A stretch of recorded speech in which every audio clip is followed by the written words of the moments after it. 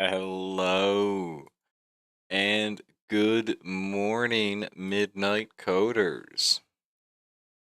I hope everybody's holiday has been great so far and that New Year's is planned to be a good one as well. Remember to be safe, designate your driving. So, as my subscribers know, I have started a new series.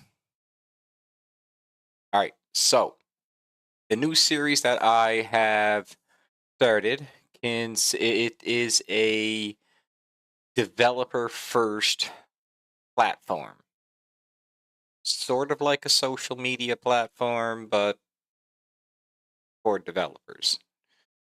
Um, the idea here is that it is going to be a living profile. And what I mean by that is that we are going to be developing a our very own platform where developers can post their skills, post their history, post their post some of their teams, their projects, in a way that they typically would when they're trying to present themselves to a recruiter or like a job application. The idea here is that you'll have this living profile that will follow you around, link off to all of your connected areas so that people can find you, find your work, have an understanding. Because let's face it, a lot of people go to GitHub as developers, but it's not very recruiter friendly like an application or a resume cover letter is. The idea is that every user or developer will have a profile or portfolio that they will be able to highlight themselves with. They can post about teams that they have, they can build teams, they can have individual projects. The idea is that you will be able to present a recruiter or a friend or whoever with a link, and that link will take them to your sort of your cover letter, if you will, that you will be able to preemptively fill out or populate with some information to tailor it. Um, and then when you provide your link, it will be a customized link to that cover letter, so to speak, so that you can provide tailored cover letters that all essentially link back to your work, highlighting what you've done, your accomplishments, your certificates and accolades. Maybe you want to have maybe we'll add in a spot so people can put like reviews about you, work that you've done. Other people can drop some vouches and make it a little more showy about your work experience and who you actually are as a developer, instead of this cookie cutter way that we do things now um where we build a resume, we build a cover letter, we tailor it all, and we have to remember to go and update and do this, and it's a painful process. I'm sure we're all familiar with it. So this is a way that you can have this dynamic living profile or portfolio that follows you around, grows with you, showcases you. And not only that, but I would like a way that you could customize your own igloo. So the idea here is that we're getting a little fun with things.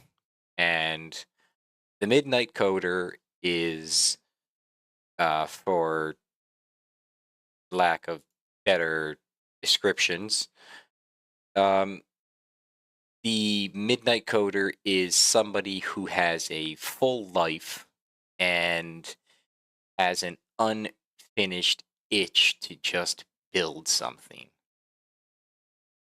So when the world finally quiets down, we all retreat to our little corner of the house, pour that fresh cup of coffee, crack open the laptop, and we sit inside of our little igloos where we write our code. Our curiosity takes over. We're flying through code. We have no idea what we're writing, but it feels good. It compiles, it ships, and it becomes experience. Midnight Coder is sort of is a community. It is a mindset. It is not a single person. It is a community of people like penguins. We all kind of huddle together and weather the storm. So, if you've missed the first couple of episodes that I've done, I will try to remember to link them in the bio.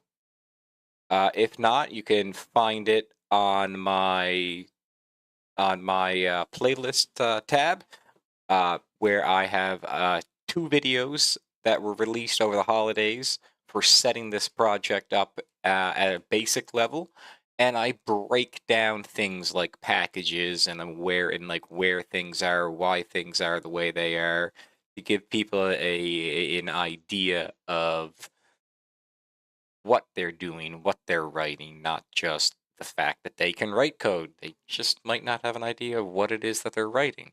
So I started this series to break down some of those barriers, and the first two episodes are live as of this video.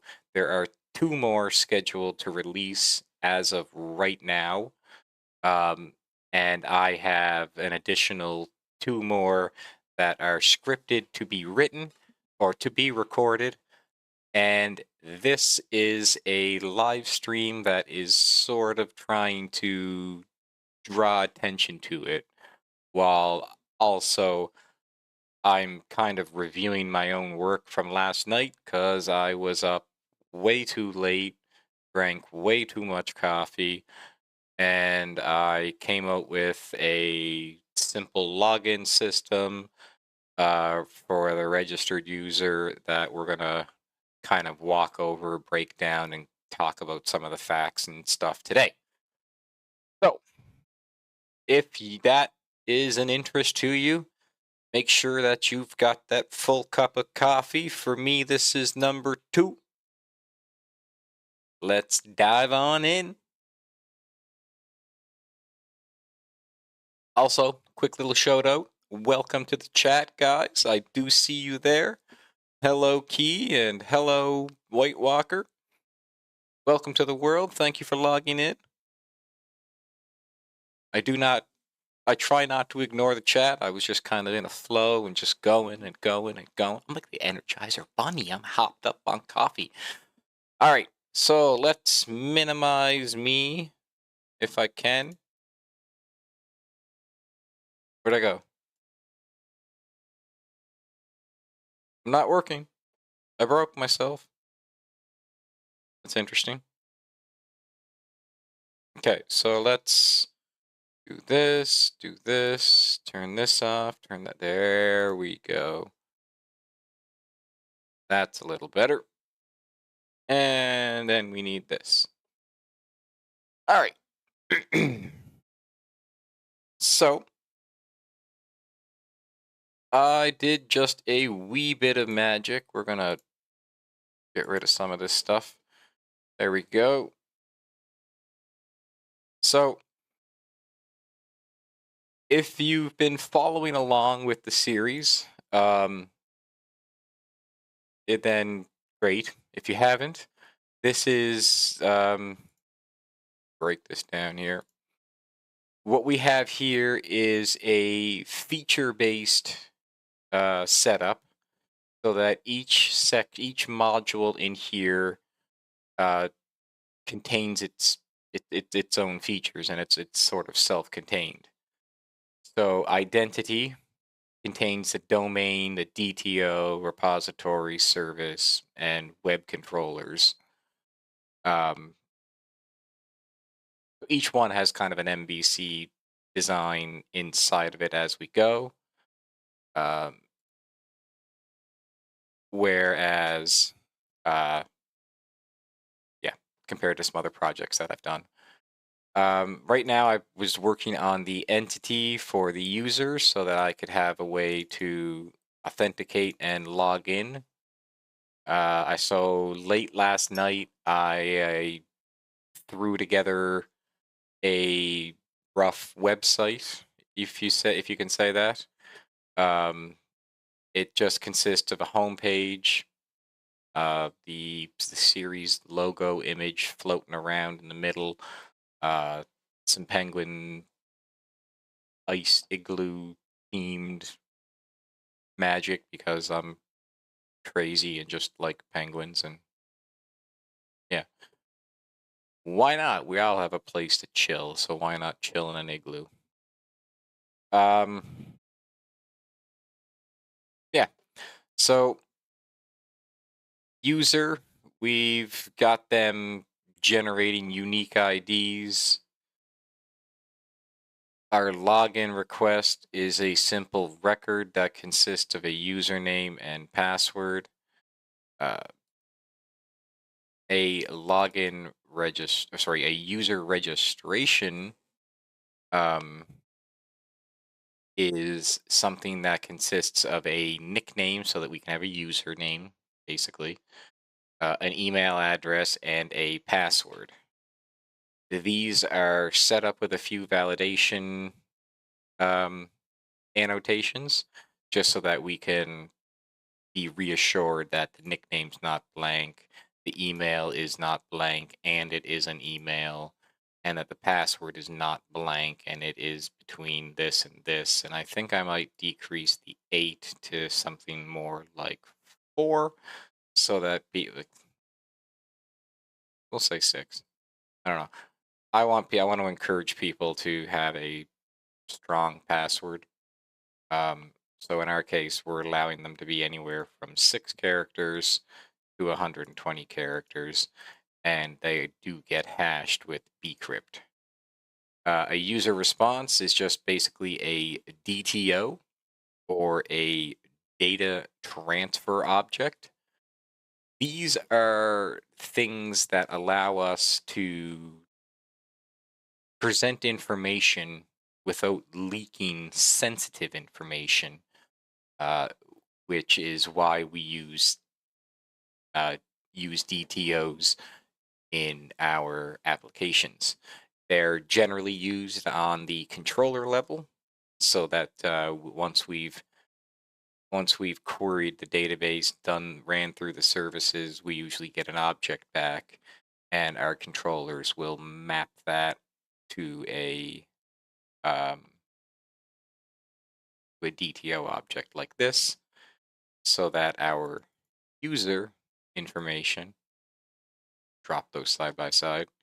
So like um, our user's password is never leaked. Status of them is never passed around, but we don't necessarily need that in here. Um, Generally, if there was more identifying information or anything, and it depends on the tables.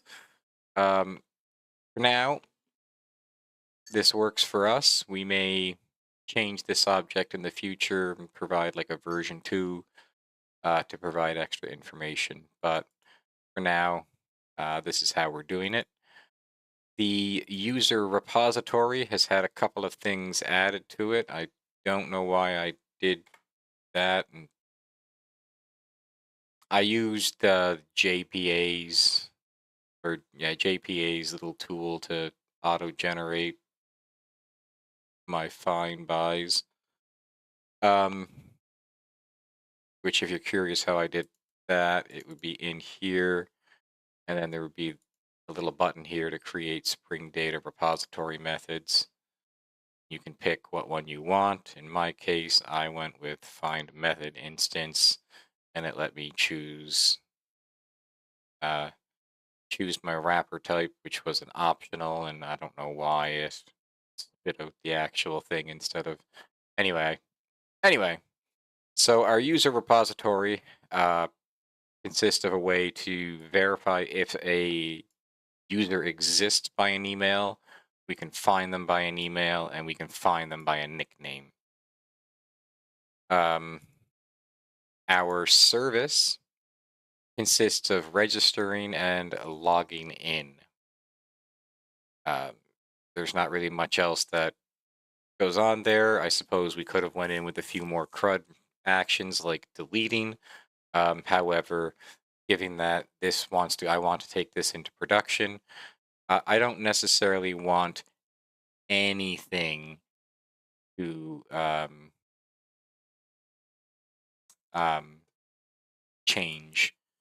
Sorry, I just noticed that I needed to mark that nullable as well. Um, where was I?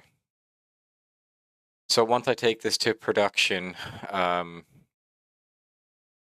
I don't want any way for the system to be able to delete anything off the hop, like a user's profile. I want that to be a manual human intervention sort of thing. Um, so that will come in the future. Outside of our services, we have a web layer, which consists of a mapper, which again just simply maps the actual user object or record. Uh, it maps this to a user response or a DTO. Our authorization controller is where some things get fun because this is where we handle login actions and where we transmit and delegate delegate duties here. So first off, if we go to a login page, it simply takes us to or returns us off to um, the authorization login if we are not authenticated. If we happen to be authenticated, it just takes us to the home page. Same thing for register. If we go to domain slash login, domain slash register, and we make get requests, it's going to take us to that page. Now, if we make a post request to register, and you can do this because they're technically two different methods or two different functions or two different ways of doing things. Um, a get map is calling this method in a specific way and a manner, and that it is requesting. It has different headers, it has different properties. The get request is different than a post request. We will use a get mapping when we want or a get request when we're looking to get information. If we're looking to um, sort of if we're looking to send new information somewhere, we generally will post it so that we think of it like sending a postcard. You post something away. Generally, it's something new that you doesn't already exist. So when we make a post mapping or when we make a post request to register, it goes it does come to the same controllers. It just goes through a different pipe in the process. So that allows us to do multiple types of mapping to the same domain so that we can do different things based on the request that we're looking to do. Um, in this case, we want to get the login page or the register page, whereas here we want to register a new user. So we send or post the new user request uh, to the same mapping domain. and this knows to handle that appropriately. I really hope that makes sense. Um, that's also what allows us to do things like when we want to, and it's not an example in here, um, but if we wanted to update a record, so this would be something that I did in the profiles module and in the project module. If you want to do the update aspect of CRUD, you would do a put method, because with put, you're essentially saying that you've already got this thing. You just want to put it away in the database, or put it away, store it. You've already have it. It already exists. You want to put it away. Whereas when you're looking to make a post request, it's generally when you're looking to submit something new, like an action has happened, you want to submit it. You would post it to the back end. If if you have a record of something already and you just made changes to it, then you want to put it away.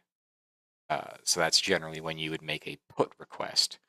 And then same idea with deleting. You would generally, it would be a delete method, um, and that's sort of a rough explanation of the different types of mappings, what they do. It is probably not the cleanest explanation, but off the cuff, that's I think it's pretty good.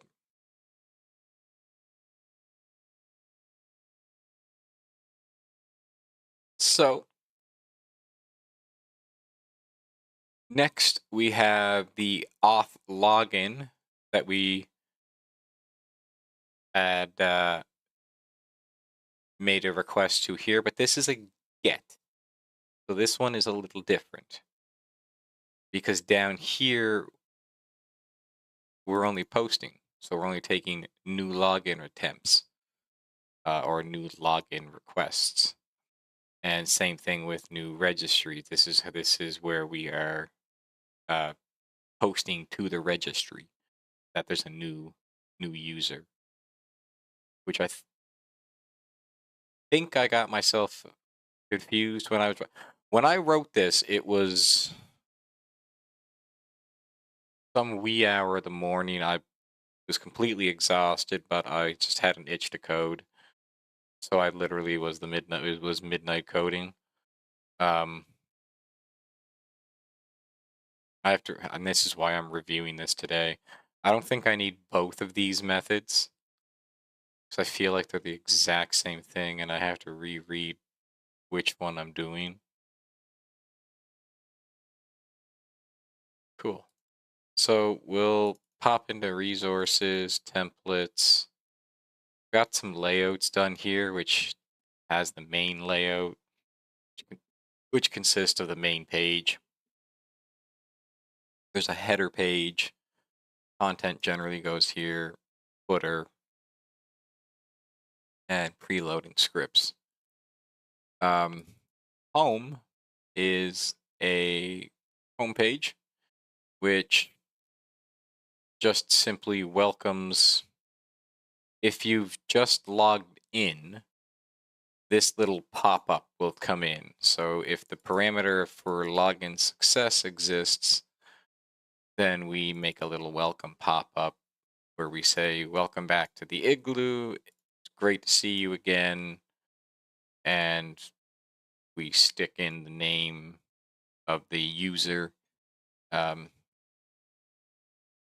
Otherwise, it's just coder. And then we have a button here to let's build, which just for now closes the pop-up. Very simple. Next section here is just kind of a little hero section to grab people's attention, stating just the little fact that every midnight coder has their own igloo. Grab your laptop, find your spot, and let's start building the coolest community. Again, just references to ice and hanging out in an igloo and just chilling.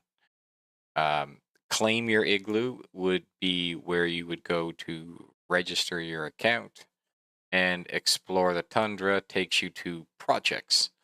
Projects will just be a way that you can list out, you can make your project public, and people can scroll through the history of projects and just sort of see what's being worked on. And then if they open up that, they'll be able to see the project information and then find out who's behind the project. All sorts of other ways to kind of showcase yourself.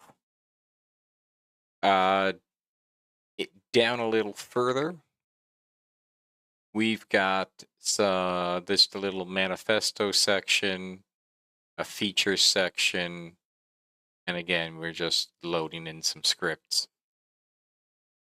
Um, Fragments. This allows us to make the header into a reusable object. So footer and header. So what we did here was we created a header tag, and we're telling that we want Time Leaf to use the fragment option, and we want to call this fragment header so that we can reference it from another area, or we can reference this object to call it again. This is why Time Leaf is great. In my opinion, it is a fantastic HTML engine. It makes my hated task of web development into more object oriented programming, allows me to make reusable objects, and I can call them based off their fragment name. So this will essentially replace an entire div in whatever page it's on. So in my case, this one is the header, the top of the page, and it just simply has the Midnight Coder logo.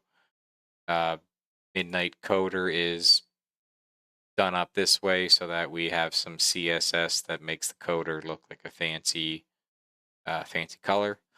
I forget exactly which color, but it's a fancy color. And then we have navigation links. So again, the projects and teams, so people can see the public projects and public teams. And then followed by some authorization checks. So again, Timeleaf provides an if statement. So this right here is basically if else. So if the user is authorized, or they are authenticated, sorry, if they are authenticated, then we stick the user info there. We welcome them back saying, hello, whatever their name is. Um, and we provide a logout button. Otherwise, unless it's authenticated, we add a login and a register button. And that goes across the header or the head of our application. Now, there's some other authorizations like the registration and the login page that I made, but as you can see, it's pretty bare bones, pretty basic. Um, Now, if I were to, since I have it running, let's just rerun it for the sake of rerunning it.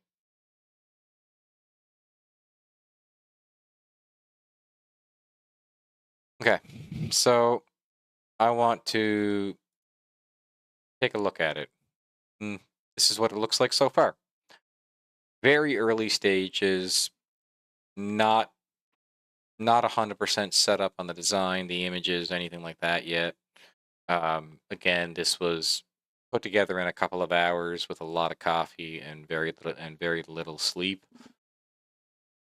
But you can see here we have a sign up way where we can provide ourselves a name, put our email and password in, register ourselves. Once we've registered, we come back to a login page.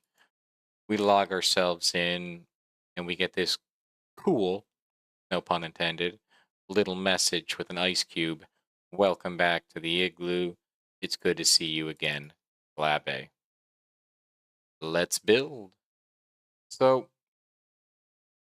And then we come here, we have our log out, and we can log out.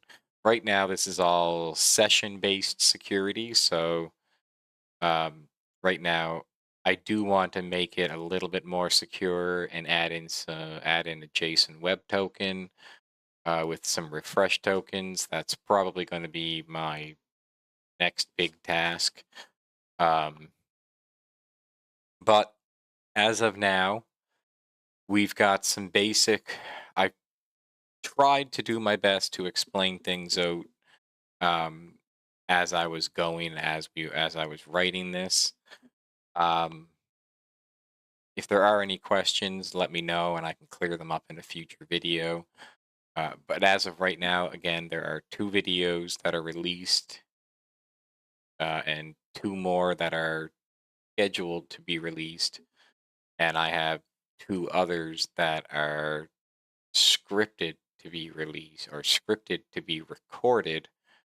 So this live stream, what you're seeing is a little bit ahead of the videos right now, just due to the timing of everything. And yeah, so next idea is to work on things like teams, projects, error pages, error handling.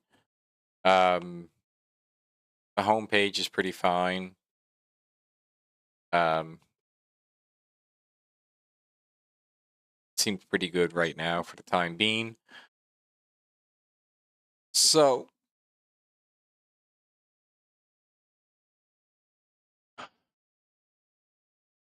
um,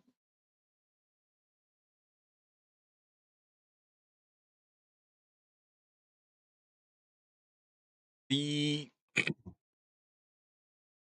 this was only um, this was just sort of meant to be a shorter live stream than normal. We're still going to go for a bit, but I just wanted to sort of showcase this project. Um, it is the new, it is the new sort of, we'll say, flagship project that we're going to be working on over the next. I've got a lot of videos planned for this. This is going to be a mixture of recorded videos and um, just change this up here. So this is going to be a mixture of pre-recorded videos so that I can share some facts and take some time to think about how I'm saying things rather than just being off the cuff like I am on live. Um, there's a lot that I have planned to add into that I have planned to add into this. However, I am very curious to hear from other developers what they would like to see in this because again, this is a dynamic portfolio in a way. It is a it is targeting at a way for developers to show themselves off, be able to grow, be able to provide a link to somebody that maybe they can check you out right now and then they want to pass that link to somebody else and the recruiters can then just pass along these links so that they can see what your work is, what you've done this. I would love to be able to make some ways that each individual developer Igloo can fully customize their Igloo or their area. Um, in that they can add their own CSS to it. Maybe we want to allow them to sort of free range and customize uh, their Igloo a little bit in their own ways. Um, there is a lot that I would like to do, but again, I would really like to hear from some other developers in the community to see what you think as well. Um, if there's any sort of features that you think would be interesting to add, or if you feel like there would be something cool that you can or like a you want to be able to add your own special touch to um, your resume, then like that would be cool. I would love to have a way in the future to handle things like subdomains so that people can have their own yada yada dot midnight coder dot dev. Um, 'Cause the domain of this whole thing is going to be midnightcoder dot dev, but I'd like to be able to have like there's a lot that I want to do with this. I can't even begin to get into it. However, um, you haven't already, hit that subscribe button so that you can follow along with the development of this. I will be trying to advertise it around, and I will be trying to make update blogs in my Discord as well as to the community here on YouTube to see if I can encourage other people to provide some feedback. So if you want to stick around for that journey, you want to join me on our join me on this midnight coding live series. Um, Make sure to hit that subscribe button and turn on notifications. Get notified when I go live. Get notified when I post a new video. If you want to get involved, if you want to get your feedback in, by all means, you can join our Discord community. You can also join the YouTube community by hitting that subscribe button. Sound like a broken record. And as always, keep your curiosity open, your skills sharp, and that coffee cup full. I'll catch you in the igloo.